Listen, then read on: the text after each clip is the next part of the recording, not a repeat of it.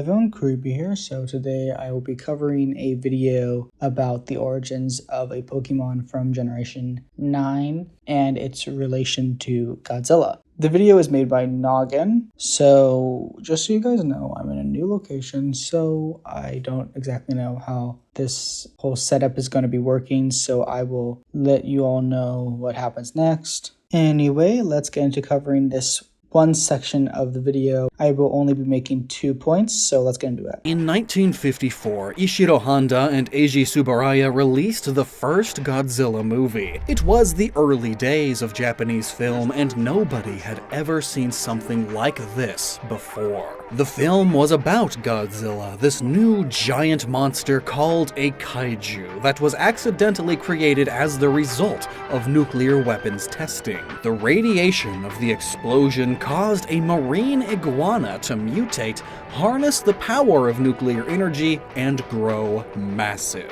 Godzilla is only an mutated iguana within the 1998 movie. In the 1954 movie, he is some sort of reptilian, but we do not know what. And within other continuities, including Godzilla Minus One and the Heisei films, he is a mutated dinosaur. It later approached Japan and laid waste to its cities, an apt metaphor for the damage caused by nuclear weapons, and, in a way, personifying the very fear associated with them in a more visual, visceral, and monstrous way. It became iconic. Though, like with most horror movie monsters and action heroes from classic movies, while the first of their franchise is deep and profound and symbolic and considered a masterpiece, the sequels really got kind of crash-grabby and silly, you know? I immediately think Rambo. I mean, the first one was this deeper movie about Rambo, a tragic victim and victimizer of war and violence.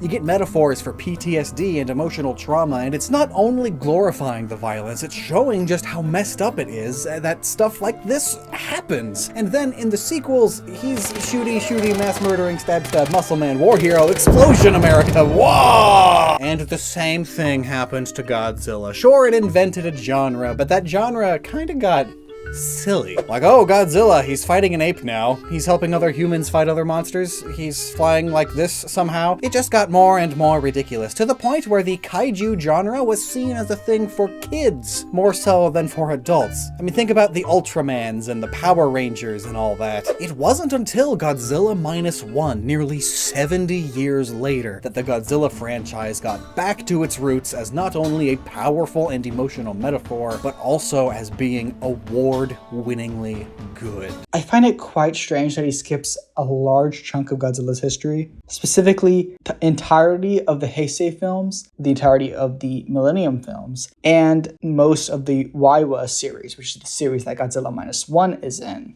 I don't know why he decided to do this, because his videos are usually well-researched, but here he just skips out on most of the things he can talk about, and I do not know why. And you might be thinking that, oh, well, it's a Pokemon-related video, why does this matter? Well, I personally believe that if you're going to be making a video about the origins of a Pokemon, you should probably be correct about the origins. Anyway, that's all I have to say. Creeper out. Socialism is when the government does stuff. And it's more socialism, the more stuff it does. And if it does a real lot of stuff, it's communism.